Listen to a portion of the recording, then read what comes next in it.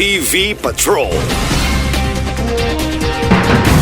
Balik sa mga balita sa 1TV Patrol. Kapulisan sa Osamis gidaig ni Governor Henry Uaminal. Mipadangat sa iyang madasigong pagtimbaya si Governor Henry Uaminal Sr. ngadto sa kapulisan sa Osamis bunga sa daling pagkasikop sa mga individual nga responsable sa paglungkab sa Gaisano Capital, Osamis. Nunot sa pagpadangat sa maayong mensahe sa gobernador, kini mipasalig usab nga iyang hatagan og reward o pahalipay ang kapulisan ning syudad ngudman ubang pang mga unit sa kapulisan nga gipangluhan ni Police Major Dennis Tano.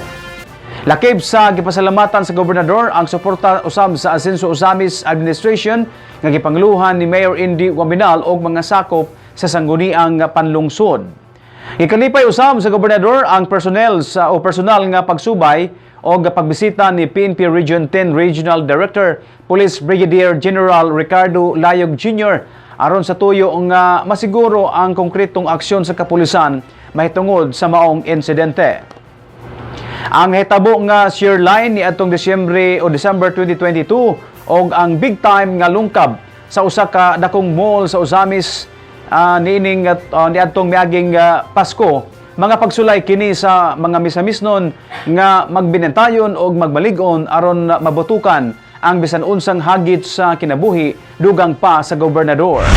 The Chief of Police of the City of Osamis, Major Dennis Tano, and all the police elements sa Osamis City Police Station, and of course under the leadership of Colonel Dwight Monato, ang ato ang Provincial Director sa atong kapulisan sa atong probinsya, ug pagsuporta usab sa mga support unit sama sa kang Colonel Revillas sa Sikan PNFC Company, and of course sa pagsuporta sa atong Regional Director sa Proten, Director General Ricky Layo, nga bibisita gid kagahapon diri sa Dakbayan sa Osamis sa paspas nga pag-handle sa maong krimen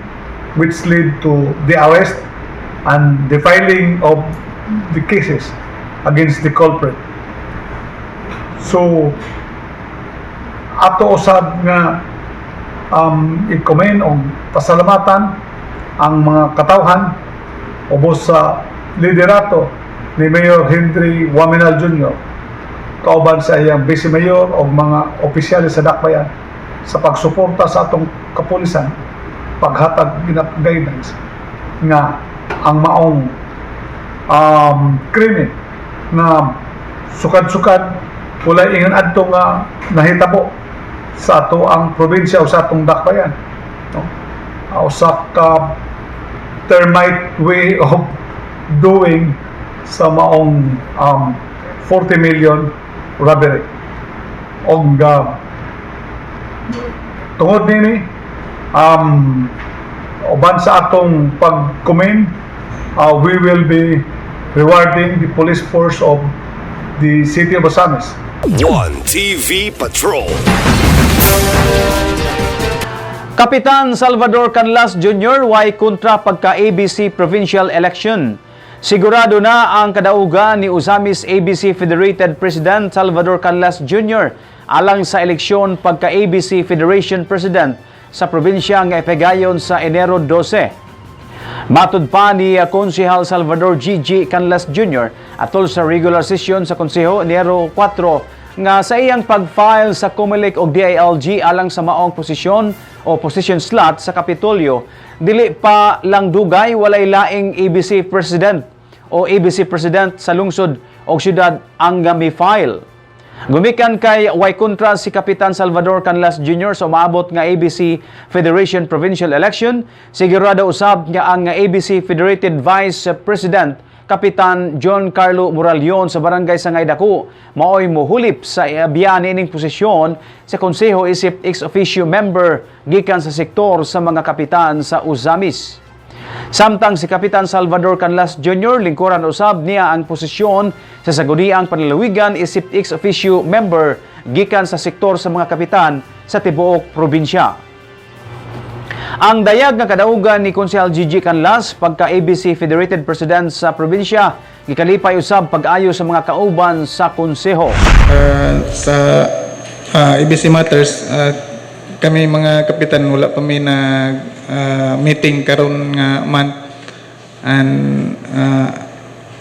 this coming January 12 day ang election para sa federated ABC sa province, and isa ang usamis sa napili dito nga may animpile ko kanina para federated president sa Misamis Occidental. Dayon wala ining opos dito. So, moingon na lang mig congratulations na daan. Thank you. So, wala. We shall have two sessions whereby we'll have the nice company of Honorable Gigi Canlas on January 8, this coming Monday, and January 16.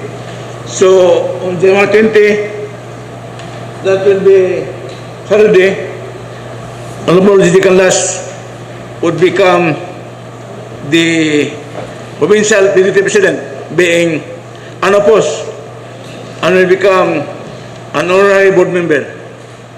Thus, regrettably, he will be leaving us this August body.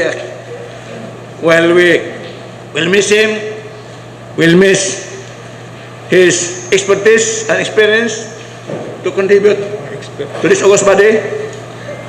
We might have equally suitable replacement in the person of Honorable Carlo Morayon, his Vice President.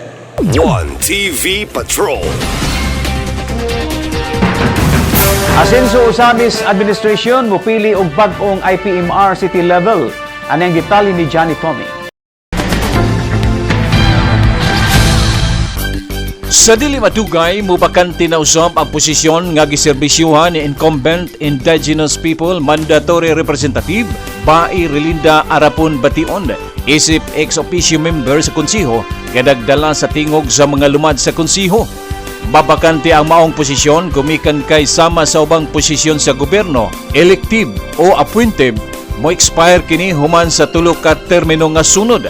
Atol sa ulahing regular session sa konsiho, nagkanayon si Konsehal Relinda Bation nga naa sa galamhan ni Mayor Indy Waminal ang desisyon kung kinsa ang iyang pilion human makaduso og rekomendasyon ang iyang buhatan. Unom ka bulan nga pangandaman ang transition, gumikan kay daghan pa ang agian nga proseso labi na sa gikinahanglang dokumento, pagsala og rekomendasyon sa mga timuay gikan sa city, provincial o regional level. Thank you, Madam Chair and Majority Floor Leader. Madam Chair, ang pagproseso sa selection of IPMR sa City IPMR is 6 months based on guidelines, 6 months before mag-end ang City IPMR, kinahanglan na tamag selection process. So, kay gikinahanglan magud kay naadaghan pa ang proseso gikan sa outlets sa diri sa Ozamis going to province and then going to region. That's why 6 months before mag-end ang city IPMR, kinahanglan ta mag-select of IPMR nga mapuli sa of course nako. So magpadala pa kog letter ni Mayor for the approval aron maka-select mi sa mga IPS. Mag-schedule mi ana kay kinahanglan ni gud siya kay base sa local nga giya 6 months before gyud nga mag-proseso ni gud siya IPMR. So wait na lang ko sa decision sa atong halangdon nga Mayor. Thank you. So, bali, mo end ang imuhang term, Honorable Bai, this coming July? Yes, Madam Chair, July. So, 6 months before, so dapat karon ng bulana. Yes. Okay. So Alang sa One TV Patrol, Johnny Tommy reporting. One TV Patrol. Dugang pa sa hanay sa atong mga balita sa One TV Patrol human lang sa mga bulawanong pahinungdon. One TV Patrol. One TV Patrol. One TV Patrol. One TV Patrol.